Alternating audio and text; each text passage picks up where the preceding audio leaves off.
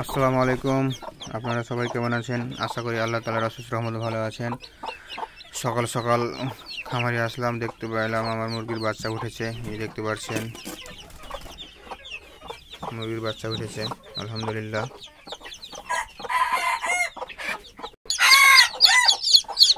এগুলো দেশি মুরগি লাগছে না, যাকে বলে দশলা মুরগি। মিশরি ফার্মি মুরগ আর দেশি মুরগি দিয়ে বাচ্চা উঠেছে, আলহামদুলিল্লাহ। দেখা যাক ভবিষ্যতে মুরগিগুলো কী হয়, কেমন লাগে। 10টা বসাইছিলাম, তার মধ্যে 7টা উঠেছে, আলহামদুলিল্লাহ।